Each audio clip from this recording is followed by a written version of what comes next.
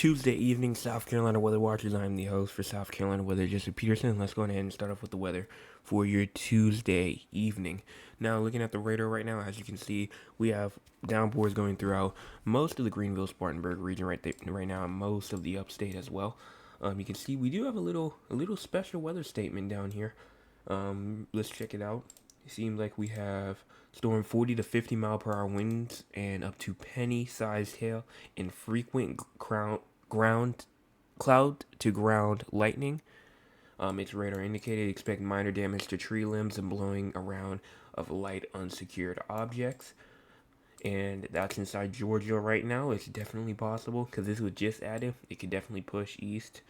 I don't know if it will go through all of South Carolina, but for sure it will start to move northeast and potentially remain give impacts to mainly portions of South Carolina as well. Kind of like the next box could be like this.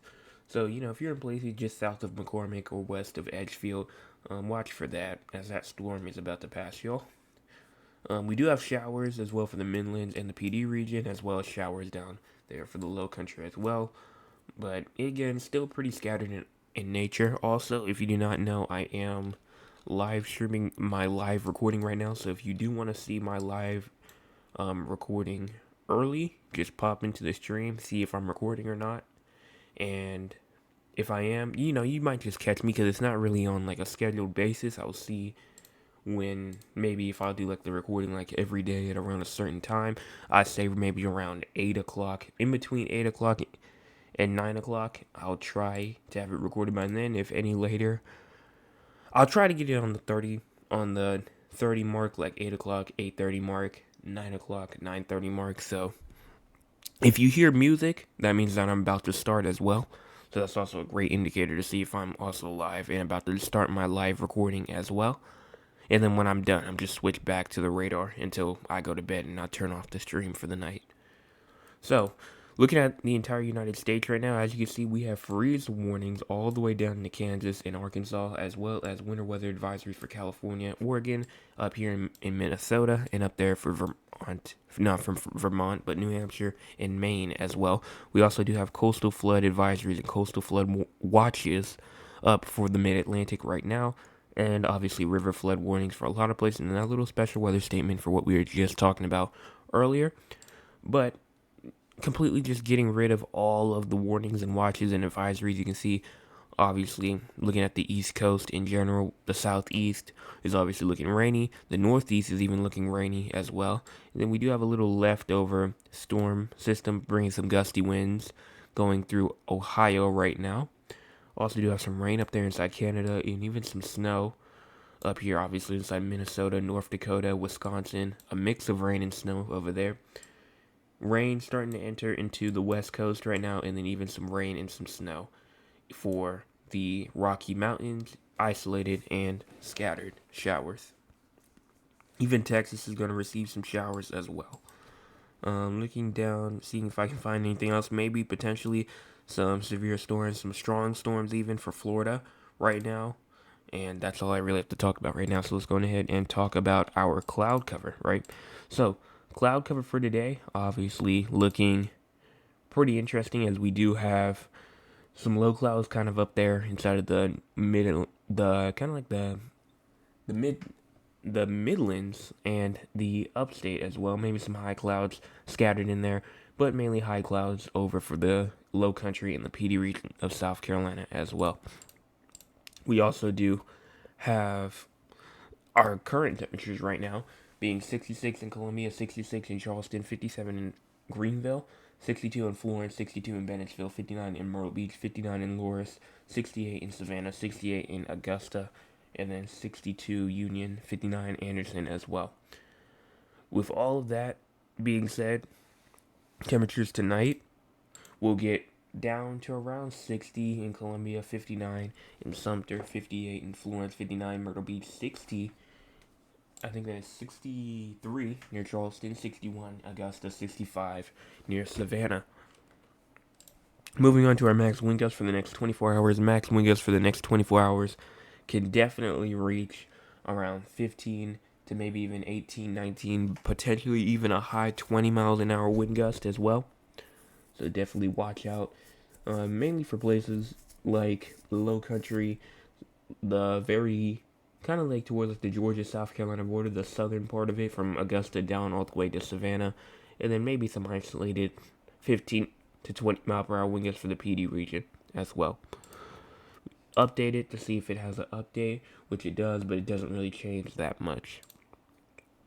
Our 24-hour precipitation total, let's go ahead and refresh it so we get the 8 p.m. update, which we do have mainly for 2/10 of an inch of rain in Charleston, 1/10 of an inch for Myrtle Beach, 7/10 of an inch for Sumter and Florence, 6/10 of an inch for Columbia, and 4/10 for Anderson, and 6/10 for Greenville, Spartanburg. Let's go ahead and look at the models and see what they show for these potential showers and downpours, maybe even storms as well. I'm going ahead and switch over to the composite reflectivity. We're here at the 0Z, which is around 77% complete, so that should be enough for right now. It goes all the way to 37. We push this forward. As you can see, obviously we have those showers and downpours going through the Greenville, Spartanburg region right here, Simpsonville as well. And then potentially for some strong storms in Columbia, near Columbia and Augusta this morning. Not this morning, but early tomorrow morning, I should say. Probably very, very early, around 4 or 5 a.m. So watch out for some isolated hailers out there inside of the Columbia region and the Augusta region as well. Potentially some more heavy downpours as well for mainly portions like Newberry, Winsboro, Ridgeville, Cheraw, Jefferson, and Pageland. Inside of South Carolina, some isolated showers finally starting to move into the Myrtle Beach region as well. And then after that, these storms are going to try and move off, but then more showers are going to try and develop, and these storms could potentially bring some gusty winds. I'm watching these for sure, because definitely gusty winds and some isolated hail for sure. I think it's definitely possible, and honestly, they don't really have a chance for severe weather at all. But I mean, just look at this for sure. I definitely think that some isolated hail and definitely some isolated damaging wind gusts cannot be ruled out from these storms at all. For sure. Marginal risk of excessive rainfall is already out. But I do want to check out those wind gusts though, because that's something that not really talking about too much, but I do just want to see, what they think is going to happen and like how strong will those wind gusts actually be. So I mean, if you push it forward, you can see those pinks kind of show the wind gust, and I mean, really just move it forward. You can see those pinks and those oranges start to pop up pretty much almost over all of South Carolina around 37 hours out from now. Not really showing wind gusts to be too strong, but definitely a pocket around 15 hours out. I think that's 11 a.m. So yeah, we're just waiting to see what happens. Definitely watch out for some gusty winds with these storms as well. I also do want to check out the dew points as well. See if those dew points are there, which, I mean, yeah, you pretty much can see they definitely are there. So we also are going to have to watch out for that as well. Waiting for this thing to load right now. You can obviously see it pushes forward. Yeah, so we will have those dew points. I mean, even some dew points in the 70s potentially. So we have the moisture. The moisture for sure is there. Let's turn up on the 500 millibar winds as well. Do want to see what this shows, because it's going to be kind of interesting to see if this has the capabilities. You push it forward. I mean, even though it might not look like a whole bunch, this is definitely something that we're going to have to watch for as well. Because I do think that some storms could be rotating up there potentially. And then we have the surface-based cape as well. This is at hour 1, I believe. So we got to go ahead and wait for this thing as it already loaded. I mean, you can see, yeah. I mean, for sure there is cape. That's not even a question. There's cape included in this as well. Look at the significant tornado parameters. This is just how likely is it for us to have a tornado inside of our area. And I mean, as you can see, it's not really that high, obviously, but I really don't think that tornadoes is going to be the event that we're at to watch for. Maybe some water spouts though off the coast, but I definitely do think that really it's going to be those damaging winds and hail that's going to be the main factor with this. You can go in and check out the helicity as well. Helicity, see what that one shows. And yes, we do have helicity for sure. As we wait for this thing to load up, you can obviously see already. I mean, even without it loaded up, you can obviously see it that we do have that energy helicity up as well. So honestly, would not be surprised tomorrow if we saw some type of severe weather. Surprised they have not put out a marginal risk. I expect that probably be upgraded to a marginal risk tomorrow from parts of South Carolina, obviously. Especially, I think, places like the PD, the Low Country region for sure. If I was the weather or the storm prediction center for tomorrow, as you can see, if we go ahead and turn on the general thunderstorms, and we switch back to the radar, just so we get that out of the way. This is what it looks like right now. So honestly, I mean, the marginal risk only spans right around here. So honestly, if I was them, I'd go on ahead and kind of extend this thing like that, turn it right back around, and kind of go like that. That's just me, though. This is what I think that they should do. This area right here should be under a marginal risk of severe weather for tomorrow. Because I think that is definitely possible that some storms get going. And even if they do not upgrade us to a marginal risk tomorrow, which I'd be kind of shocked if they didn't, but if they didn't upgrade us to a marginal risk of severe weather tomorrow, I still do think that we still have to watch out as well. But moving on, going on ahead and talking about the SPC outlooks, which I mean we just talked about. We looked at tomorrow. Here's tomorrow. We just talked about this. And then day 3 as well. We do have a day 3 TSTM as well for Thursday. So definitely gonna have to watch out for some more thunderstorms early Thursday morning. I believe early Thursday morning going to Thursday afternoon. And then here's obviously tonight. We still do have a TSTM for tonight as well. Looking at our day 4 through 8, day 4, 5, 6, 7, and 8, we're looking pretty good. And here's our excessive rainfall outlook. Here's our day 1. Mainly most of the upstate is inside of the marginal risk for today. Tomorrow, another marginal risk of excessive rainfall shows up for tomorrow. And honestly, I mean, I haven't been hearing a whole bunch, but I've been seeing like a whole bunch of top people talking about this marginal risk for tomorrow. Could it be upgraded? I don't know. Just matters what the models do tonight. But what the models are showing now, I mean, they're showing some pretty interesting stuff for tomorrow, especially when it comes to heavy rainfall as well. I mean, you saw what we saw on the models. I mean, that was a lot of rain.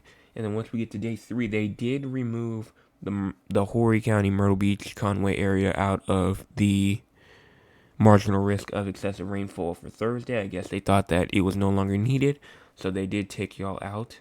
If you all are up there, I know I do have some viewers up there. Here is just a day 4 through 5. Look at day 4, nothing. Day 5, nothing. So that's pretty much all we're looking at that. And now let's go on ahead and talk about the excessive rainfall as well, because I do want to talk about that and show y'all what that could potentially hold. As you can see, as we go on ahead and move through to the total precipitation, I mean, you can see as if we go on ahead and switch all the way out to 41 hours, which is where it is, I mean, that is a lot of rain. I mean, look at this. I mean, I think this is around 707 inches. Not a lot up here for the upstate, but it's really when you start getting around to like the Ridgeville and the Myrtle Beach. I mean, Myrtle Beach could potentially get a good 3 inches. Conway, a good 1.75 inches. This is Monk's Corner, could get a good 1.1 inch. Somerville, 1.12. Charleston, 1.69. Savannah, 1.42. Beaufort, 1.59. Let's see. Augusta, let's see if I'm at 1.26. Columbia, 1.39. But I think that the highest part or the highest point definitely for that rain is over here, definitely by Myrtle Beach. Even some isolated 4 inches out there near Myrtle Beach. Let's see. I'm trying to zoom in, see where that's near. So kind of near like the Myrtle Beach area is where we're watching for potentially those high rain totals, 4.25, 4.3. They're just watching to see what happens with that. And let's go ahead and talk about the future. So enough with talking about that. Switch over to the GFS and switch over to the precipitation type and turn off this because it is lacking really badly. Turn off that and turn off day 2. And here we go. Here is the entire United States, and we're going to go ahead and talk about the future now. So, going on ahead and talking about it. If we start off, obviously you can see the snow up here inside the west, snow up there in Wisconsin. We were just talking about that at the beginning of the video.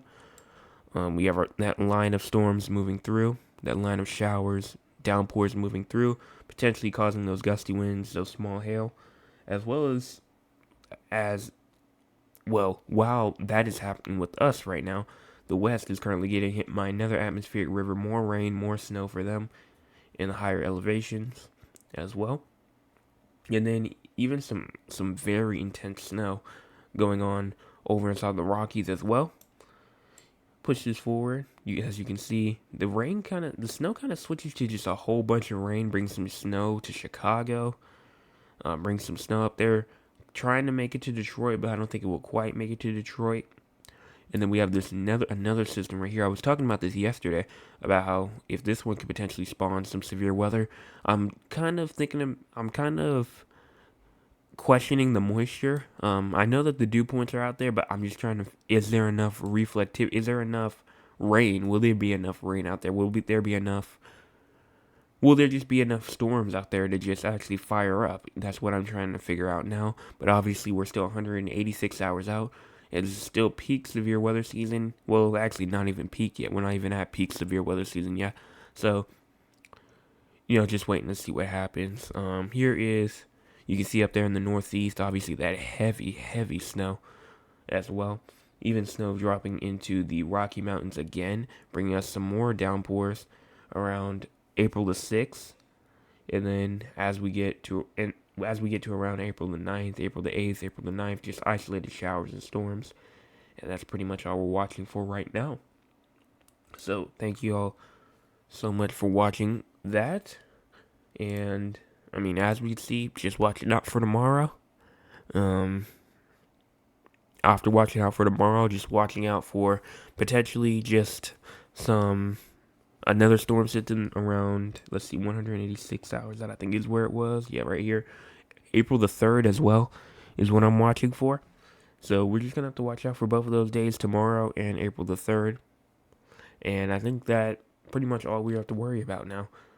So, thank you all so much for watching this forecast update. Please make sure that you tune into the streams to see when I am recording for the nighttime updates.